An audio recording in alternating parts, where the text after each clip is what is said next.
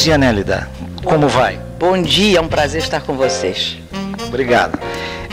Nélida, o brasileiro está lendo mais nesse princípio do terceiro milênio? Eu não saberia dizer com certeza. A gente sempre tem a esperança que sim, pelo menos aumentou o número de publicações, né? Hoje, o Brasil hoje tem grandes editoras, né? E cobre o mercado internacional, cobre o mercado brasileiro. Estamos progredindo, mas ainda não na medida desejada e que o Brasil necessita para crescer realmente. Perfeito. Nélida, como foi a infância? Sabe que eu tive uma infância que eu considero muito feliz, né? Porque, sobretudo, eu fui muito amada. Quando você é muito amada, você se lança à vida com audácia, né? Você tem referências muito fortes. E minha família, meus pais, né, sobretudo, me estimularam à aventura. Eu fui uma aventureira desde menina. Aventureira na imaginação, nos desejos e depois na vida, né? E me atapetaram com carícias, com livros, com oportunidades magníficas. E, sobretudo, quando eu tinha 10 anos, foi um grande marco na minha vida, definitivo. Eu fui levada com meus avós, né, Daniel e Amada, e meus pais, Lino e Carmen, eles me levaram para a Galícia, para a Europa, né? E eu viajei por muitos países, mas sobretudo nós ficamos nas aldeias. Então eu tive vida de camponesa de algum modo. Ninguém imagina que eu tive esse tipo de vida, né? Pela minha maneira de ser, pelo que eu depois, enfim, fui acumulando ao longo dos anos. E ali eu vivia na montanha, eu levava o gado, eu levava as ovelhas. Meu pai me deu de presente, né, um cinturão com uma sacolinha de couro onde eu tinha canivete, porque ele achava que as pessoas não podiam viver sem canivete, né? Então eu tinha um canivete, eu levava frutas, levava um pão meio preto, um pão integral naquela época, isso era um tipo de pão que havia, e pedaços de presunto, famoso Ramon espanhol, né? E eu ia sozinha. Eu me impressiono como é que esses pais, né, tradicionais, amorosos, me deram o dom da liberdade, porque eu ia sozinha para a montanha com um cajado, e lá eu ficava horas, eu desenvolvi o gosto da solidão, da solidão desejada, não da solidão que nasce do repúdio, né? E lá ficava ouvindo o chamado o vento norte, que lá se chamava o aire norte, que se confundia esse ruído do vento, né, com os uivos dos lobos. Naquele tempo havia muitos lobos. Eu vivia em estado de graça. Eu subia em árvores, eu fazia o que eu queria. Eu me lançava no rio, que eu achava que é um rio de verdade. Hoje, adulta, é um riachinho modesto. Para uma brasileira, aquilo era mas naquele tempo, para mim, era tão prazeroso, era um rio. A internet, em sua vida e carreira profissional, trouxe alguns benefícios? Eu cheguei muito tarde, o advento meu da internet foi só em 1999, né? Eu fui nesse sentido muito anacrônica, resisti muito. Mas quando entrei eu gostei, eu custei, inclusive, a criar. Eu me enamorei da internet, né? Foi pelos os famosos e-mails. Eu hoje sou apaixonada pelos e-mails, né? Eu adoro escrever e-mails, gosto de receber e sinto muito interessante que, de algum modo, eu adquiri com a linguagem que você aplica aos e-mails, um coloquial que eu não tinha. Quer dizer, não tinha para as cartas, porque eu nunca fui uma correspondente boa. Eu não gostava de cartas. Eu dizia para alguns amigos, você é tão bem dotado para as cartas. Eu não, eu era formal nas cartas, embora seja eu uma pessoa amorosa. Agora eu estou sendo muito amorosa nas minhas mensagens, ou seja, estou casando o que eu escrevo com o meu coração. Foi uma aprendizagem para mim. Né, eu estou encantada. E agora, por exemplo, isso, mandar os meus anexos pelo mundo, né, eu aprendi, né, enfim, mas não faço pesquisas, não. E o fato de outros fazerem pesquisas buscando o teu nome, isso é uma circunstância positiva para ti? Porque até em relação aos afetos que você quer conquistar, de repente, é interessante que você diga, veja-me na internet. Tá certo. Sem dizer mais coisas, sempre te ajuda. Claro.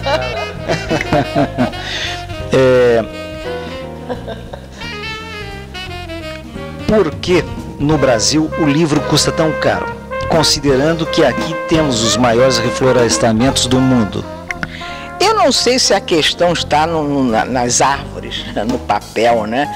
Eu acho que a questão, não sei se é psicológica, sobretudo, agora que eu estou pensando rapidamente, é o seguinte: as edições são muito pequenas. Se a edição é pequena, o custo é maior. Claro, se as edições fossem grandes, imensas, né, enormes, né, o livro seria mais barato. Então vão se repetindo os fenômenos que interditam a leitura, né? A pessoa alfabetiza-se, mas quem se alfabetiza não significa que entende o que está lendo. Esse que é o grande drama. Eu sempre digo, a música é milagrosa. Você escuta, primeiro você trabalha ouvindo música. Ou se você interrompe seu trabalho e presta atenção à música, você não precisa entender de partitura, você não precisa entender de como se constrói uma música. Você não precisa saber das claves de Fá, das claves de Sol, nada. Mas você escuta, você se emociona. Ao passo que o livro, você o agarra, lê, porque você é alfabetizado, mas não entende nada. É uma coisa tremenda. Fator interpretativo. Você tem que entender o mínimo que lhe permita assimilar o que você está lendo e que lhe dê prazer. Se você não entende o que você está lendo, não há o hábito da leitura, ler é impossível. Então esse é um grande drama. E ao mesmo tempo, quando você finalmente é educada para entender um livro, queridos, nada é tão extraordinário quanto o livro. Há 2 dias atrás me pediram da Europa uma campanha que não sei se é na Espanha estão fazendo sobre o livro, porque dê boas razões para ler. Eu percebi que eu tinha que aproveitar isso para estimular os jovens. Eu botei assim, alguma coisa assim, que ler, não é? Estimula a libido, não é? Exalta a fúria da carne. Falei coisas assim, né? Enfim, e que te ensina a poética do amor. Falei assim, foi já para a Europa, né? Porque eu não estou fazendo um jogo que falta verdade. É verdade. Você é muito mais sedutora quando você lê. Você aprende com a literatura coisas extraordinárias, seduzir alguém. Você é um ser muito mais interessante, muito mais bem-sucedido, inclusive amorosamente. Perfeito. Nélida, como é ser uma imortal? É identificar a sua mortalidade, a sua finitude humana. Bom, evidentemente, refere-se à Academia Brasileira de Letras. Eu entrei para a Academia levada pelo sentimento da memória, né? Eu me lembro que o presidente Austrégésio Ataíde foi um grande presidente da casa, da nossa instituição, né? Porque eu não tinha tradição na casa, eu não frequentava a academia, eu nunca demonstrei desejo de pertencer a ela. Então, quando afinal eu cedi ao Jorge Amado e a Lígia Fagundes Telles, que nós estávamos em Lisboa, né? E eu me inscrevi, o presidente Austrégésio me chamou, vem aqui. E ele disse assim, por que a senhora quer entrar na academia? Aí eu me senti desafiada, né? Eu lhe disse, eu quero entrar na academia, presidente, não pela glória, pela memória que os senhores podem me oferecer. Mesmo porque, presidente, se eu quiser a glória, eu vou ganhá-la lá fora, na calçada, não aqui dentro. É com meus livros na calçada que eu vou ganhar, e não dentro da academia.